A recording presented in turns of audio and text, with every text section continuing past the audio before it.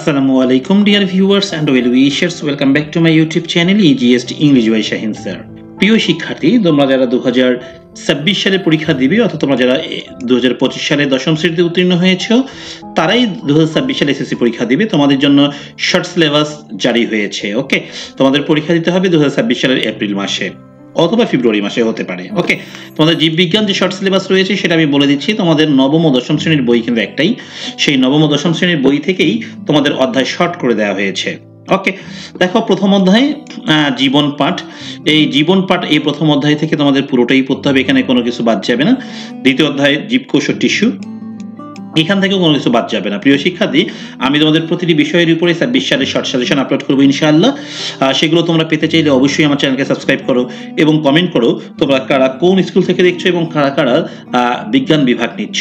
ওকে, দেখো এরপরে রয়েছে একদম তৃতীয় অধ্যায় কোষ বিভাজন। এখানে কোষ বিভাজন থেকে আমাদের পড়তে হবে। চতুর্থ অধ্যায় জীবনী শক্তি। আমাদের এরপর অধ্যায়গুলো কমবে, হ্যাঁ, ভয় পাওয়ার কিছু নেই। 4টা অধ্যায় অলরেডি হয়ে গেছে। এরপরে দেখো একেবারে একাদশ অধ্যায়।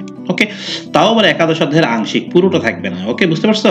তাহলে 1 2 3 4 পড়লাম, পড়ার পর একবার একাদশে চলে গেলাম, মাঝে যেগুলো কিন্তু একদমই স্কিপ করা হয়েছে। হ্যাঁ, এখানে যে বিষয়গুলো জানতে হবে দেখো, এখানে আমরা যেগুলো পড়বো জীবের উদ্ভিদ ও প্রাণী মানে প্রজনন, উদ্ভিদের প্রজনন, অঙ্গ, ফুল, সপুষ্পক, তারপর যে ব্যবহারিক। দেখো এখানে শুধুমাত্র আংশিক দেওয়া রয়েছে। তারপর দ্বাদশ অধ্যায় জীবের বংশগতি ও জৈব অভিব্যক্তি, এটা পুরোটাই রয়েছে। এরপরে ত্রয়োদশ অধ্যায় জীবের পরিবেশ, এটাও পুরোটাই রয়েছে, এটা পুরোটাই পড়তে হবে। এগুলো অনেক ইজি অধ্যায়, তাই না? এটা শেষ হয়ে যাবে। এরপরে ব্যবহারিক অংশ, দেখো ব্যবহারিক অংশ যেটা রয়েছে এটা থেকে তোমাকে করতে হবে। অনুবীক্ষণ যন্ত্রের সাহায্যে উদ্ভিদ কোষ, পেঁয়াজ বা প্রাণী কোষ, গালের কোষ, হ্যাঁ, পর্যবেক্ষণ করে চিত্র অঙ্কন চিহ্নিত করতে পারবে। সালোক সংশ্লেষণ প্রক্রিয়ায় ক্লোরোফিল ও আলোর অপরিহার্যতার পরীক্ষাটি করতে পারবে। শ্বসন প্রক্রিয়ায় তাপ নির্গমনের পরীক্ষাটি করতে পারবে। ফুলের বিভিন্ন স্তবক পর্যবেক্ষণ করতে পারবে। ওকে, এটা থেকেই ব্যবহারিক পাঠটা হয়ে যাবে। এবারে তোমাদেরকে দেখাবো আমি মানবন্ঠন, অর্থাৎ তোমাদের কি কি প্রশ্ন হবে এখান থেকে, সৃজনশীল আর কি কি থাকছে সেটা দেখাচ্ছি আমি তোমাদেরকে। দেখো আমি এটা আগেও আলোচনা করেছি অন্যান্য সাবজেক্টে, এবারও আলোচনা করছি।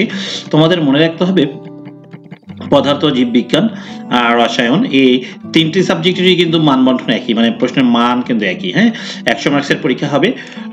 তত্ত্বীয় অংশের জন্য 75, মানে লিখিত হবে 75 আর ব্যবহারিক অংশ হবে 25। ওকে, তার মধ্যে সৃজনশীল অ্যান্সার করতে হবে 4টি, 4 10 40, আর সংক্ষিপ্ত প্রশ্ন উত্তর করতে হবে 10টি, 10 জন্য 10 নম্বর থাকবে, অর্থাৎ 5টি প্রশ্ন উত্তর করতে হবে। বুঝতে পারছো? 5 2 10। এখানে বলে দিয়েছে দেখো, সৃজনশীল প্রশ্ন নাম্বার হবে 10 আর সংক্ষিপ্ত প্রশ্ন নাম্বার হবে কত, 2। হ্যাঁ, আর বহু নির্বাচনী প্রতিটির মার্কস হবে 1, আগের মতোই। 60টি সৃজনশীলের মধ্যে 4টির উত্তর করতে হবে আর 60টি সংক্ষিপ্তের মধ্যে 5টির উত্তর করতে হবে। এই হলো তোমাদের মানবন্ঠন। সো বুঝতেই পারছো এবারে কিন্তু সৃজনশীলটা আগে রয়েছে, আর এই যে নতুন করে যুক্ত হলো যে সংক্ষিপ্ত প্রশ্ন, হ্যাঁ, এই সংক্ষিপ্ত প্রশ্নগুলো তোমাদেরকে অনেকটা হেল্প করবে ভালো মার্কস পাওয়ার জন্য, ভালো কিছু করার জন্য, মানে A+ পাওয়ার জন্য।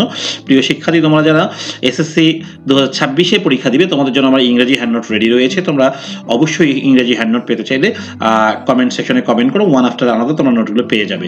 প্রিয় শিক্ষার্থী, আজকের মতো এখানে বিদায় নিচ্ছি। সবাই ভালো থাকবে। আল্লাহ হাফেজ।